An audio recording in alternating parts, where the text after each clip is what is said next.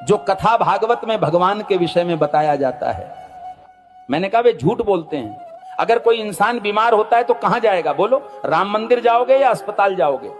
कहते हैं गाय का गोबर खाने से कैंसर ठीक होता है, तो बताओ भक्तों इलाज के लिए विदेश क्यों जाते हो? समझो जरा, ये सब हम लोगों को भगवान के नाम पर गुमराह कर रखा है। और जब यही लोग कहते हैं धन दौलत त्याग कर भगवान की शरण में आ जाओ, और खुद कहीं पर भागवत कहने जाते हैं लाखों रुपये लेते हैं, ये मायाजाल ही तो है। भगवान की शरण में जाने का मतलब ये थोड़ी है कि अपने शरीर का ध्यान छोड़ दो।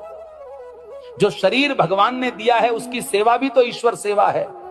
जब बुखार आता है तब राम की जगह दवा ढूंढते हो, जब जीवन भर की परेशानी हो तब बाबा का झूठा गोबर इलाज क्यों बन जाता है? गाय पूज्य है, इसमें कोई दो राय नहीं, पर यह कहना कि गोबर खाने से कैंसर ठीक हो जाएगा, यह विज्ञान नहीं, धोखा है। जो कथावाचक कहते हैं धन दौलत छोड़ दो भगवान की शरण में आ जाओ, वो खुद लाखों के हवाई सफर करते हैं, एसी पंडाल में रुकते हैं और पाटीदारों से लिफाफा लेते हैं, तो त्याग हमें क्यों सिखाते हो? तपस्या की राह हमें क्यों दिखाते हो जब खुद तुमने उसका कोई अनुसरण नहीं किया? भगवान के नाम पर डर बेचकर जो अपने महल खड़े करते हैं वो संत नहीं, व्यापारी हैं। सच्ची भक्ति वो है जो आंखें खोलती है, ना कि आंखें बंद करवाती है। और आखिर में बात सीधी सी है, भगवान अंधविश्वास से नहीं, सच सेवा और विज्ञान से मिलते हैं। सीताराम सीताराम। भविष्य मालिका कहती है जब पाप बढ़ेगा तो समय न्याय करेगा और धर्म की असली परीक्षा शुरू होगी। 2032 से सत्य युग का आरंभ होगा, लेकिन उससे पहले पूरी धरती हिलेगी। प्यारे भक्तों, 2 सूरज दिखेंगे आकाश में, पर उनमें से एक सूरज नहीं, विनाश का दूत होगा। बंगाल की खाड़ी में गिरेगा अग्निपिंड और समंदर उठकर धरती को लील जाएगा। 7 रात तक सूरज नहीं उगेगा, चांद नहीं दिखेगा, बस अंधकार होगा और भय, जिसे तुम प्राकृतिक आपदा कहोगे। तीसरा विश्व युद्ध दस्तक दे चुका है। शब्द नहीं अब शस्त्र बोलेंगे। भारत पर हमला होगा, परंतु धर्म की धरती कभी झुकेगी नहीं, क्योंकि भगवान कल्कि का अवतार होगा। जो शरण में आएगा बच जाएगा, जो अभिमान में रहेगा मिट जाएगा। प्यारे भक्तों, भविष्य मालिका चेतावनी नहीं, ये वक्त की आवाज है। जो सुन लेगा वही कल को देख पाएगा। धर्म अब उपदेश से नहीं बचेगा, धर्म बचेगा तो तुम्हारे कर्म और श्रद्धा से।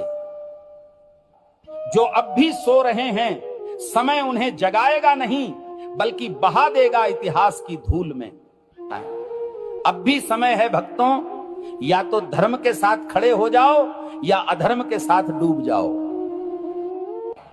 कल सऊदी अरब में आयोजित मेरे सत्संग के दौरान एक भक्त ने मुझसे एक दुखद प्रश्न किया। भक्त ने प्रश्न किया, गुरुजी, क्या राखी बांधने से बड़ी बात यह नहीं कि हर औरत को बहन समझा जाए? अरे मूर्खों, राखी के धागे पर इज्जत की एक्टिंग करते हो और बाकी दिन उसी इज्जत को आंखों से नोचते हो।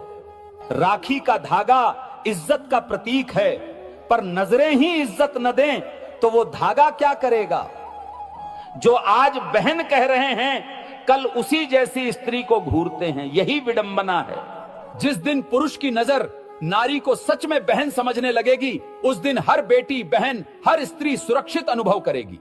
भाई कहे जाने से कोई बड़ा नहीं बनता, उसके विचारों और दृष्टिकोण में सम्मान हो, यही सच्ची मर्दानगी है। राखी की रस्म निभाना सरल है, पर नीयत की सफाई असली परीक्षा है। हे प्रभु, जो स्त्री को देखकर गंदे ख्याल लाता है वो कभी भाई नहीं बन सकता। हर लड़की बहन जैसी लगे, ये सिर्फ कह देने से नहीं होता, जब तक मन से उसे बहन समझा न जाए। राखी कोई ताबीज नहीं है, ये चेतावनी है सोच को पवित्र करने की और नारी को नजर से नहीं सम्मान से देखने की। जिस पुरुष की मर्दानगी किसी नारी की रक्षा न कर सके, वो राखी के धागे का भी हकदार नहीं होता। राम के भक्त हो या डर के गुलाम, शर्म करो। हनुमान जी ने रावण को जला दिया, तुम आंख फड़कने से कांपते हो। अगर आज हनुमान जी को कुछ कहना होता